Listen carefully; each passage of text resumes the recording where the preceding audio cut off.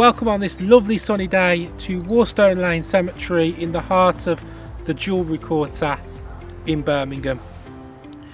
We will be filming around the Jewellery Quarter in various different places, showcasing our heritage, but also focusing on autism accessibility, acceptance, neurodiversity, and also practical ways to help.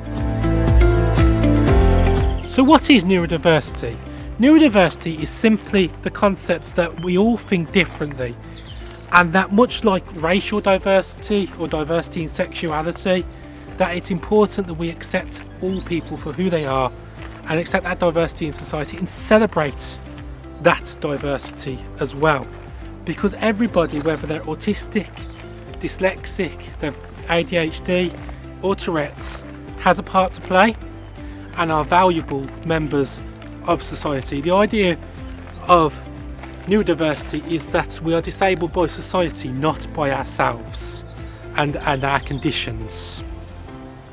All autistic people are neurodivergent, and we want to be treated just like you would anybody else, with adaptations made for us to make us be able to be our best autistic selves in your presence.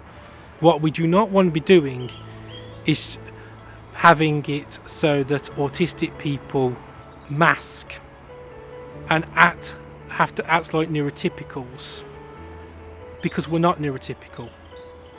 We're autistic and we are different. Why is it important to adapt to autistic people and neurodivergent people? Well, it's important because, simply put, it's the right thing to do. 1 in 100 people are autistic. Adding to that, 20% of the population are neurodivergent or disabled. They've got probably 4 or 5 people they will go out with. Then suddenly you get up to 80 to 100% of the population that will not be able to access your services at some point or another. That's not a market that you want to lose. And you will lose that market if you get a bad reputation.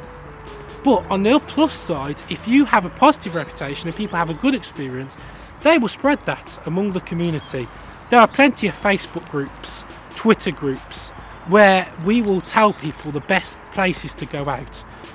And that is publicity you cannot get elsewhere.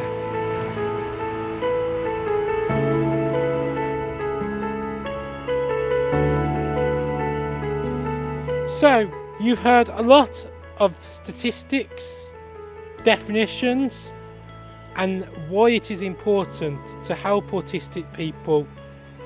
But how do you do this practically? Well, this is where the demonstrations will come in. We will have a series of videos and demonstrations around the Jewellery Quarter locations, specifically the Hive Cafe and the Coffin Works, on how this can be achieved.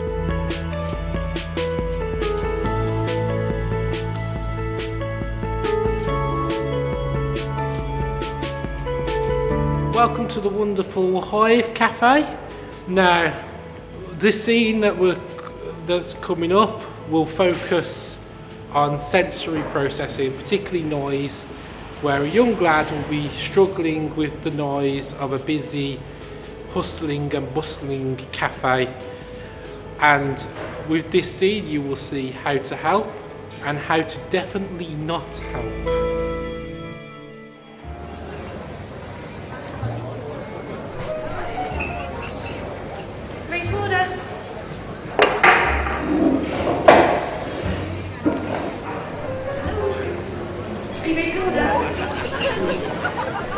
You ready to order? Can you move the table, please? What, do you want to move? Can't really ask her to move if you want to sit somewhere else, but look, I'm just going to give you 5 minutes and then give me a shout, okay, and I'll come back, alright? Just let me know, okay?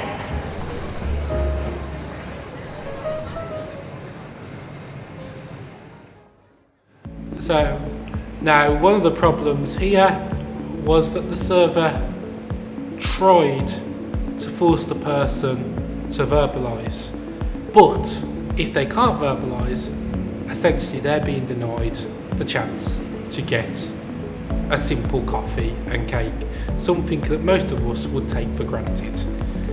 However, we can definitely help a little here, so let's see what happens with a little patience, kindness, understanding, and the willingness to communicate with the non-verbal person in a way that works for them. Hiya, you ready to order? Ready to order? Are you okay? Is it a bit noisy in here? I can ask another customer if you want them to move. Would you want to sit somewhere a little bit quieter? Yes, okay, please. bear with me 2 seconds. I'll just go and see because it's a bit occupied. Okay. Hiya. I don't suppose you'd mind swapping seats with this gentleman, would you? Yeah, that's no problem. Thank you.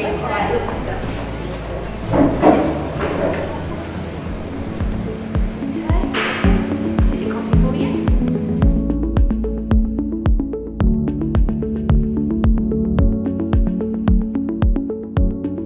Well, that was a much more successful interaction, and now he will get his coffee and cake. It's important to note that all autistic people are different with different needs, so one approach will not fit all people. However, it's also important to note from these scenes that it's not always the big things that make the big difference. Sometimes it's just a small little change in how you operate as an organisation and interact with people can make your organisation much more accessible. Welcome to the wonderful Newman Brothers at the Coffin Works in the Jewellery Quarter, where we have the Relaxed at Newman's experience that is designed for autistic people, people who have sensory needs, who are neurodivergent, but also any other various disabilities that may benefit.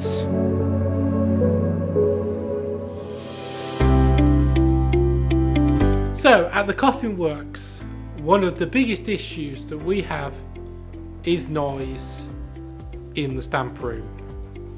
You're going to see a few scenes of how the tour was before and how that may not be so helpful, but also of how we adapted the tour to include the noise sensitive autistic people without diminishing the experience for others. However, now you've all clocked in, if you'd like to follow me outside, please, and we'll go across into the stamp room. You follow me, please?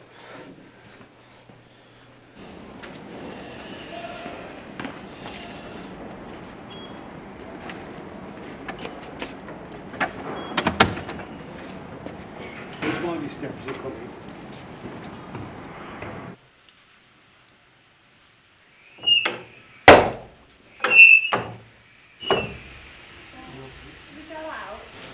Is he okay?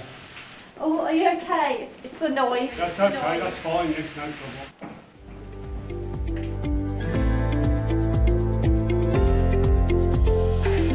Well, that hasn't gone too well, has it? Now, what's happened here is simply that the standard tour here, as you can see, doesn't really cater for people who are noise sensitive. People like myself, actually, who has this issue in everyday life. There was very little warning at the start that there would be a loud noise, so you couldn't even really prepare for it. And when the loud noise started and the screeching on the machine, it will obviously be far too loud for somebody who is sensory sensitive, and therefore they will not be able to experience the wonderful stamp room we have here at the Newman Brothers.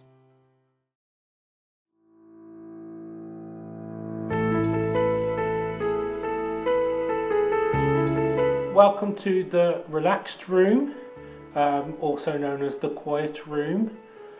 This room, as you will see, is much darker so that we don't overwhelm people with light. It's also much quieter and has a range of sensory toys, and it has a star projector to provide some stimulation to those who need stimulation. And this is also where we start every tour and have a relaxed social session beforehand, just getting to know the people on the tour and asking all the important questions. Hello everybody, welcome to Newman Brothers, our relaxed tours here. As you go around the museum, there's one particular room that is very, very noisy, and we do that at the very end. If you do not want to go into the stamp room, that is fine. So please enjoy the rest of your tour. Thank you very much.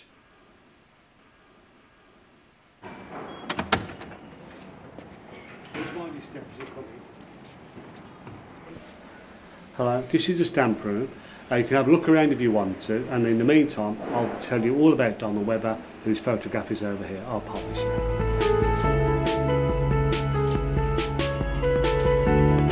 Well, that went so much better, didn't it? What happened there was a simple adaptation that meant that nobody lost out in the end on the drop stamp demonstration. The people who are noise sensitive can just choose to not see it in person and go home and watch it online and experience it that way. And in the case of fly presses, they could just go out temporarily, come back in, and then continue with the rest of the group. But either way, the adaptations and the warnings and information help us so much.